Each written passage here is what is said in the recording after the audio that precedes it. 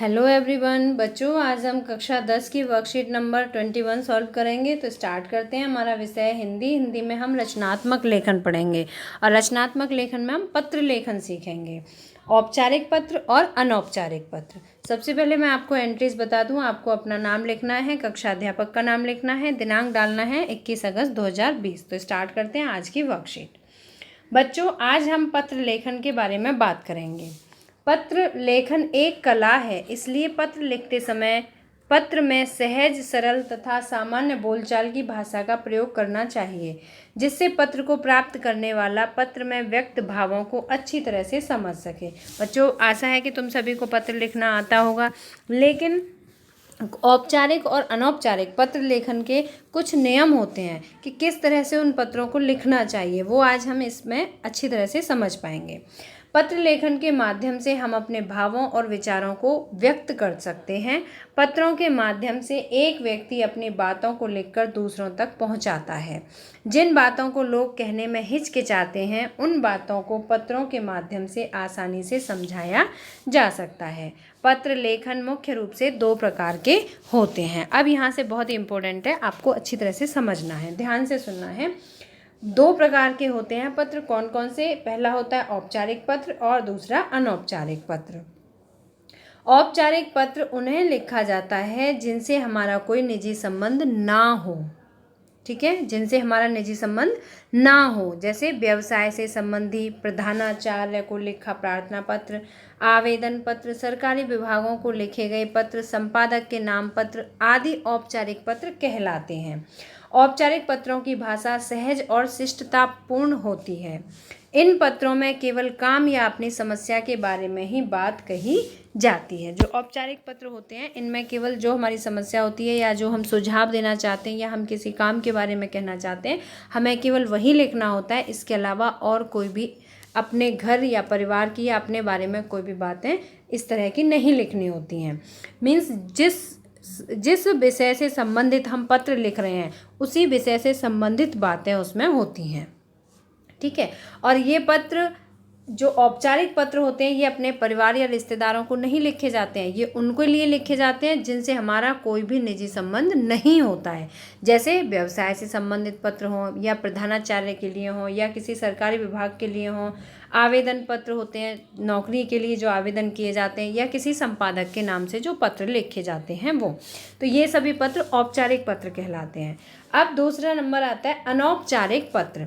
अनौपचारिक पत्र उन लोगों को लिखा जाता है जिनसे हमारा व्यक्तिगत संबंध रहता है।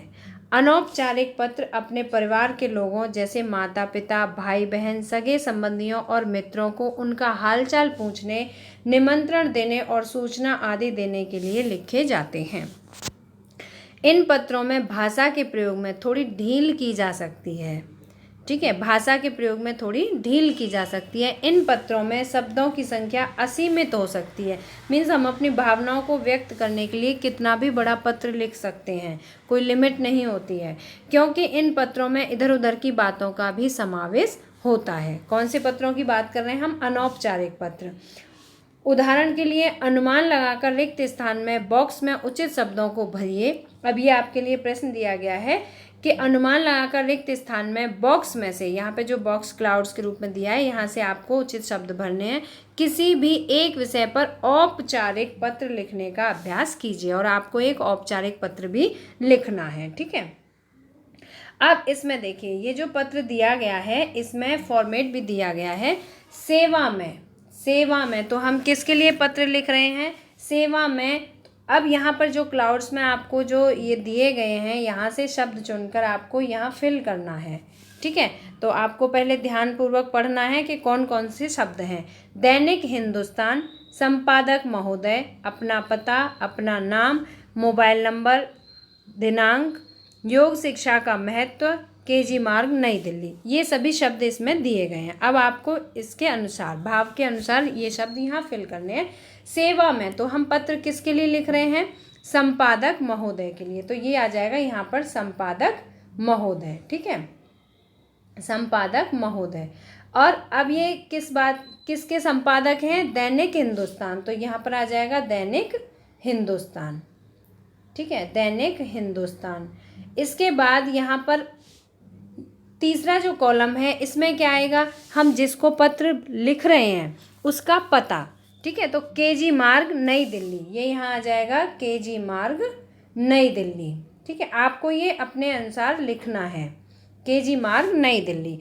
तो इस तरह से आपको ये तीनों जो कॉलम है फिल करने हैं। पहले में क्या आएगा, संपादक महोदय, दूसरे में दैनिक हिंदुस्तान और तीसरे में आ जाएगा केजी मार्ग नई दिल्ली। ये पहला, फिर ये पहला है संपादक महोदय, फिर ये दूसरा दैनिक हिंदुस्तान, फिर केजी मार्ग नई दिल्ली, ये तीसरे नंबर पे आएगा। इसके बाद इसमें दिनांक पूछा गया है, तो दिनांक तो आपको पता है, ये दिनांक दिया गया है 4 नंबर पर, यहाँ आपका दिनांक आ जाएगा। इसके बाद विषय पूछा गया है कि आप ये पत्र किसके बारे में लिख रहे हैं, तो इसमें ये विषय दिया गया है योग शिक्षा का महत्व, ठीक है। तो ये आ जाएगा यहाँ 5वें नंबर पर, योग शिक्षा का महत्व। अब इसके बाद ये पत्र लिखा गया है महोदय, ठीक है। आप जब पत्र लिखेंगे तो सेवा में के बाद भी आपको कॉमा लगाना है और महोदय शब्द के बाद भी आपको कॉमा लगाना है। इस तरह से शुरुआत करनी है। अब मैं आपको ये पत्र पढ़ के समझाती हूँ और फिर इसके बाद मैं आपको लिखित रूप में एक औपचारिक पत्र भी दिखाऊंगी। जन जन की आवाज़ जन जन तक पहुँचाने के लिए प्रसिद्ध आपके पत्र के माध्यम से मैं विद्यालय में योग शिक्षा के महत्व को प्रत्येक व्यक्ति तक पहुँचाना चाहती हूँ, ठीक है। जन जन की आवाज़ मीन्स प्रत्येक व्यक्ति की ये इच्छा है, प्रत्येक व्यक्ति की आवाज़ है और उसे हर एक व्यक्ति तक पहुंचाने के लिए एक माध्यम चुना है मैंने। वो क्या है, आपका जो आपका ये अखबार है, जो दैनिक हिंदुस्तान है, ये आपके पत्र के माध्यम से मैं विद्यालय में योग शिक्षा के महत्व, ये हमारा विषय है, विद्यालय में योग शिक्षा के महत्व को प्रत्येक व्यक्ति तक पहुंचाना चाहती हूँ। योग शिक्षा के माध्यम से विद्यार्थी स्वास्थ्य के प्रति जागरूक होंगे। योग शिक्षा उनके स्वास्थ्य के लिए बहुत अधिक लाभदायक है। योग के माध्यम से वे अपने शरीर की नकारात्मक ऊर्जा को बाहर निकाल सकते हैं और सकारात्मक ऊर्जा को ग्रहण कर सकते हैं।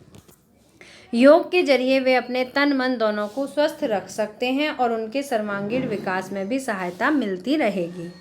अतः आपसे विनम्र निवेदन है कि आप अपने समाचार पत्र के माध्यम से पाठकों को योग के प्रति जागरूक करें। जो आपका समाचार पत्र है, इसके माध्यम से क्या करना है, जो पाठक हैं, जो पत्र को पढ़ते हैं आपके समाचार पत्र को, उनको जागरूक करें और लोगों को योग शिक्षा ग्रहण करने के लिए आग्रह करें, ठीक है। तो इस तरह से इसमें जो बहुत ज़रूरी बातें हैं, जो योग शिक्षा के महत्व से संबंधित बातें हैं, वो यहाँ पर लिखी गई हैं और इसमें सुझाव भी दिया गया है, ठीक है। इसके बाद धन्यवाद। धन्यवाद जो लिखने वाला है पत्र, वो व्यक्ति अपने तरफ से लिखेगा धन्यवाद भव दिया, ठीक है, भव दिया। इसके बाद जो 6 नंबर का कॉलम है, यहाँ आप क्या लिखेंगे, अपना नाम, पत्र लिखने वाले का नाम, आप अपना नाम लिखेंगे। 7वें नंबर पर आप अपना पता लिखेंगे, आपका जो पता है आप वो पता लिखेंगे। और 8वें नंबर पर आप अपना मोबाइल नंबर लिखेंगे। तो आशा है कि आपको ये पत्र लेखन अच्छी तरह से समझ में आ गया होगा। मैं एक बार फिर से बता देती हूँ। पहले नंबर पर आपको लिखना है संपादक महोदय, दूसरे नंबर पर लिखना है दैनिक हिंदुस्तान, तीसरे नंबर पर लिखना है पता केजी मार्ग नई दिल्ली। इसके बाद चौथे नंबर पर आपको दिनांक लिखना है और 5वें नंबर पर आपको विषय लिखना है योग शिक्षा का महत्व। 6वें नंबर पर आपको अपना नाम लिखना है। 7वें नंबर पर आपको अपना पता लिखना है और 8वें नंबर पर आपको अपना मोबाइल नंबर लिखना है।